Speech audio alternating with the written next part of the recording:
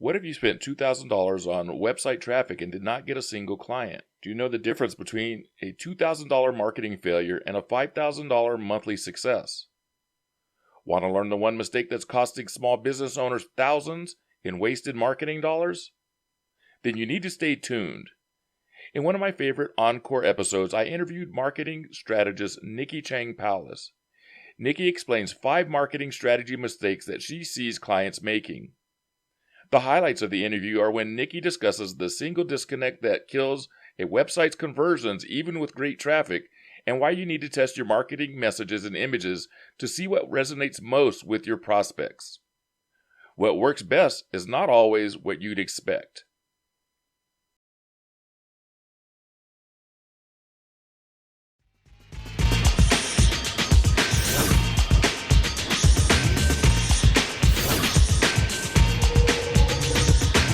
I'm your host, Joe Sayles Jr. Welcome to Flip Your Marketing Flops, the digital marketing and lead generation podcast. Welcome to Flip Your Marketing Flops, the podcast, providing weekly episodes of presentations, interviews, and conversations with marketing professionals and industry experts discussing common marketing mistakes and how to prevent them. If you're an entrepreneur, local service-based business owner, small business marketer, or a new digital marketing professional, and you don't normally have access to insider marketing knowledge, then this podcast is for you. My purpose is to teach you the hacks, tips, and secrets that will prevent common marketing mistakes, saving you both time and money. Today's encore episode is part 1 of an interview I did for the second Flip Your Marketing Flops Micro Summit back in early 2021. We laughed so much in this interview that I should make a marketing blooper reel, so enjoy this interview. Welcome to the Flip Your Marketing Flops virtual Micro Summit series, monthly interviews with marketing professionals discussing mistakes and how to prevent them in lead generation and digital marketing. Today's topic is on Micro Summit number 2, the Solopreneur Lead Generation for 2021, Mistakes to Avoid While Marketing on a Shoestring Budget and Solutions to Prevent Them. Today's speaker is Nicki Chang-Powless. She's the owner and principal business strategist at her company, NCP Consulting Services. And Nicki is a business coach, strategist, award-winning author, and speaker, and she talks about sales, marketing, and business systems. Her decorations include the 2019 Entrepreneur of the Year at the Business from the Heart Awards, the 2018 New Business Venture Award at the Superlative Gala. She's the Amazon bestselling author of Putting the Pieces Together, Your Survival Guide to the First 5 Years in Business. And in 2018, she was a nominee for Entrepreneur of the Year at the Business from the Heart Awards. Since 2015, Nicki has brought her extensive 23 years of corporate experience to small business owners. Nicki, welcome to the show. Well, thank you for having me, Joe. I'm really excited to be here. Glad to have you. Well, today what I wanted to do is have you talk a little bit about some of the mistakes that you're seeing entrepreneurs make on a shoestring budget, and see if you have any tips that you'd like to share about how they can prevent these mistakes. Well, thank you very much, Joe. And one of the things that I want to start with is I've had many clients come up to me, and one in particular, when he came up to me and said, Nicki, I spent $2,000 on SEO to get clicks to my website and got 0 clients. And he said, what did I do wrong? And I said, well, I don't know. Let's take a look. And we took a look at his website, and his website, I looked at it and I said, you know what? Your website tells me what you do, but your website doesn't tell me what you can do for me and why I should pick up the phone and call you. So that person that you spent $2,000 with did exactly what they said they would do. They got clicks to the website, but because your website did not convert, was not really their fault. So what they did was they did things in the wrong order. Yeah. And I'm sure a lot of people have experienced this before. So the key, one of the biggest keys to marketing success is really about having a strong and engaging marketing message.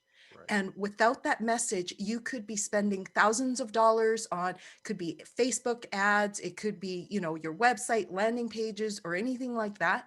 The thing is the results you're going to get are not going to be optimal because that message is not clear and strong. And so I'm going to lead into it because people are going to ask me, how do I get a strong marketing message? I right? was going to ask you that. I'm the interviewer. I was going to say the same thing. Yes. How do you do that? Absolutely. And the key to having a strong marketing message is really identifying who your avatar or your target market is, Right. and really speak to them. And I know lots of people say, oh, anyone can buy my services. My target market is everyone. The problem is when you market to everyone, you're speaking to no one. Right. And the way I want to describe that is, let's just take an example of a massage therapist. A massage therapist decides that she wants to service the stay-at-home moms. Right. And so her marketing message might be, come get away from the kids for a few hours, come get de-stressed with a massage, be totally relaxed so you can get back to being the absolutely best mom possible. If you were a mom, wouldn't that be absolutely, like tantalizing? He was like, yeah, I want that, right? Exactly. However, if you decide you also want to service the senior market, that message isn't going to resonate with them. Would you agree with me on that, Joe? For sure. Yeah. For sure. So for seniors, that same massage therapist might decide, you know what? I'll loosen up your joints. I'll give you more mobility so you can be more pain-free as you're enjoying life. And guess what? So you can spend time with your grandkids and being able to enjoy it. Now, if we look at both those messages are very, very different, but the service is exactly the same. So knowing who your target market is and knowing what that message is that will engage them to pick up that phone and call you, or to hit that contact now button and say, hey, let's talk. That's what you need, is being able to have that strong marketing message to be able to engage them. Well, one of the things about that I found pretty interesting in speaking with people is I have the same experience, and they all of a sudden get a little bit confused. It's like, I have to stop focusing on all the other people. What do you tell them when they ask that? Because I'm sure you get that. The thing is when it comes to marketing, it's really how you're putting the message out there. However, if somebody comes to you or gives you a referral to somebody who isn't in your target market, you're not going to say no. Right. Absolutely. You're not going to say no. Right. The thing is when we're talking about marketing messages, it's a matter of who you're going to be targeting that message towards. Yep. All of the others, you will still take their business. Right. It's just that your message will be speaking to one specific demographics, and that demographics is one that you can relate to, one that you have a great track record with. You might have testimonials in that area. You pick the strongest area that you can make the most impact, and then focus your entire strategy on that. Now, hang on a second. When I say strategy, it's more than just the marketing message. Now we're sitting here going, okay, how are you going to package the product?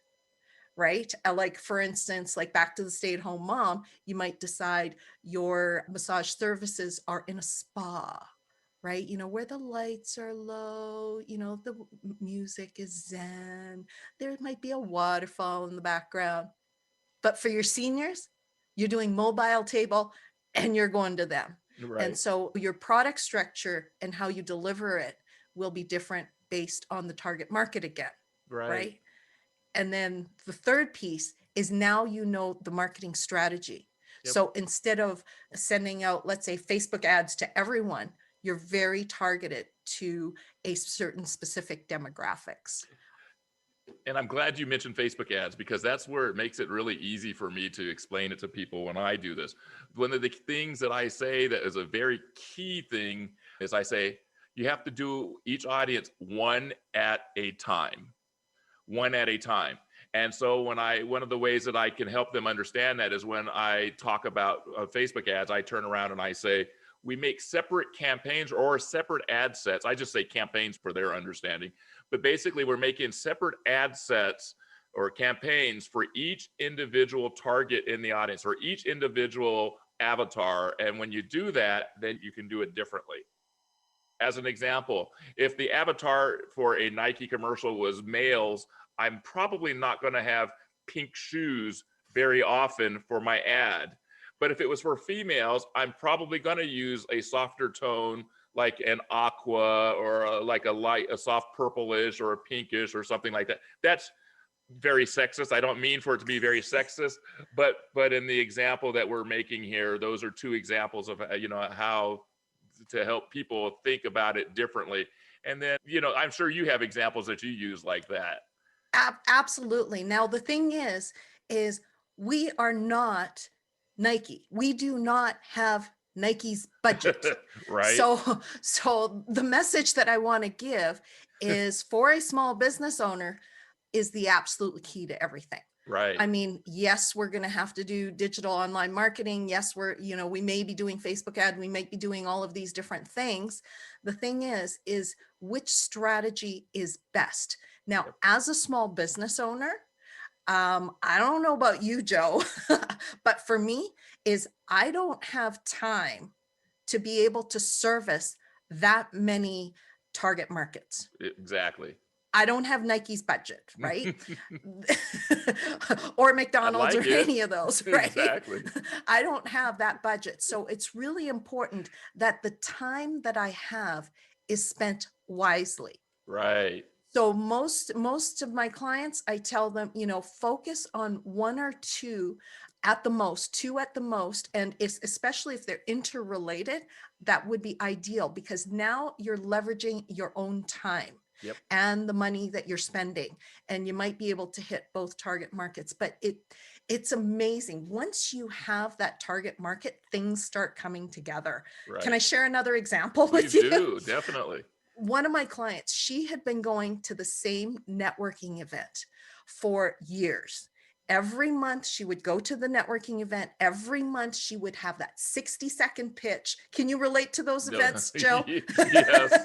Okay. So every month she gave that pitch. She got up and did her 60-second pitch. And when her and I started working together, I said, let's really hone in on who your target market is because it was just way too broad, right? And so we really honed in on her target market and we created a 60-second pitch that was designed to really attract her target market. And then so she went back to the exact same networking event and she got up and she did her 60-second pitch. This was when it was live, right, before COVID, right? So this wasn't online, but she did her 60-second pitch and she came back and she picked up the phone and she called me. She said, Nikki, this is the first time they asked me for my business card. Right. She was absolutely, she was so excited. She said, they have never asked me for my business card before. And that is what a powerful message will do. It will naturally attract your target market and they will come to you. Right, for sure. We actually had a couple things in common that relate to that because I've seen some of your webinars, so I know how you teach, and I've shown you some of the clips of things that I have. And in that same messaging, my father was a fisherman, so I like to use the idea of how you use different bait to attract different types of fish. And so I know you can relate to that because you spend such a large amount of your time talking about the marketing messaging and having the right message to attract people. So that's something that I personally, when I first started using that, I'll never forget the very first time I had an official marketing message.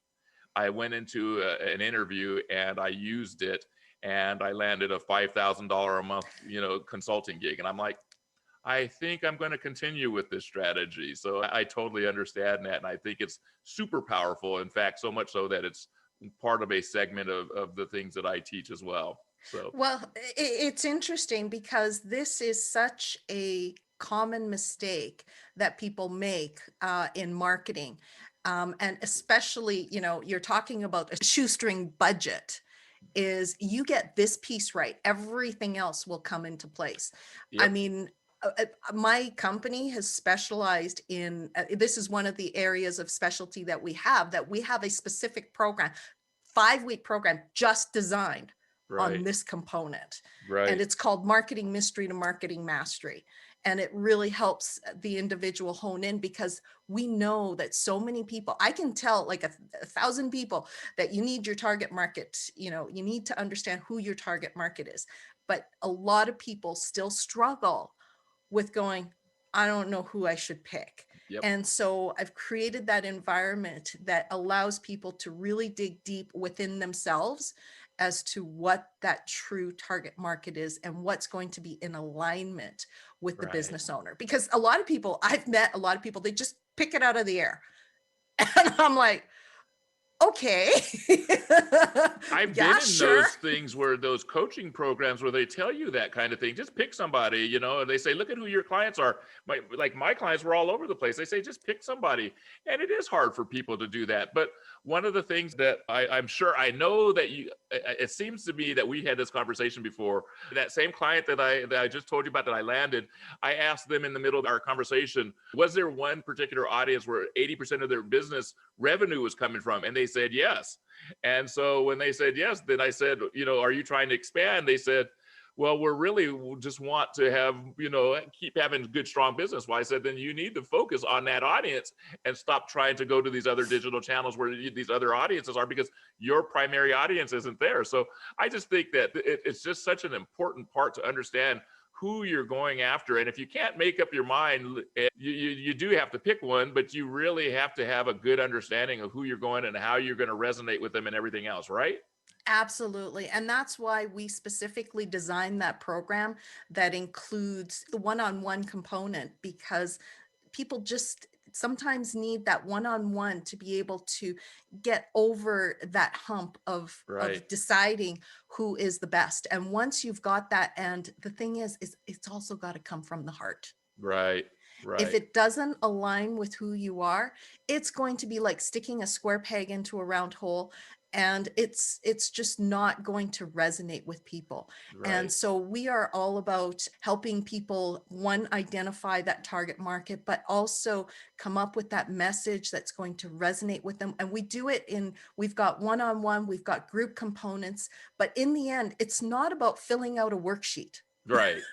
That's what, and that's where a lot of people struggle with, is they get this worksheet, they fill it out, and they still don't see the answer. Well, Right. we also incorporate a number of other components involved in this. And I had one participant in our program midway through this is a 5-week program, and midway through the program on week 3, he got up to the room and he said, I've taken at least 20 marketing courses in the past. 20. His company has sent him on 20 marketing courses. Wow. And he said, this is by far the easiest and most effective program he's ever been on. And here's the interesting catch to this. He was only halfway through the program Wow. when he said that. You made a great point. And one of the reasons that I remember when we first spoke, one of the things that resonated with me was about making it easy for people and taking your corporate knowledge and converting it into something that an entrepreneur can use quickly and easily. And my messaging, like your messaging, is about simplifying, helping them to create a system, helping entrepreneurs to create a system that is simple to understand, simple to implement. And so that was a big deal that you made it simple for him after 20 times. And that's why, number one, that's why we're here on this conversation today. Thank you for watching this Encore presentation. I'm your host, Joe Sayles Jr., and this has been part 1 of an Encore interview about marketing strategy mistakes with guest speaker Nicki Chang-Powless on the Flip Your Marketing Flops podcast. Flip Your Marketing Flops is the digital marketing and lead generation podcast where you can listen in on the latest digital marketing and lead generation trends and tips through conversations with marketing professionals. We're helping service businesses and entrepreneurs produce better marketing results. Tune into our latest episode on your favorite listening platform. get involved with the show. There are many ways to do so. You can email me here at the show. Just use joe@flipyourmarketingflops.com. If you enjoy the content on this channel, let me know. If you have a digital marketing topic you would like to know more about, tell me about it. And if there is someone you think I should have on the show, just give me their name. You are crucial to the success of this show, just as I want to be helpful in the success of your business, and I want to give you information you want to know about. So be sure to subscribe to this channel, hit the like button, and comment below. For more information, visit flipyourmarketingflops.com. Remember, every marketing flop is just a lesson waiting to be flipped.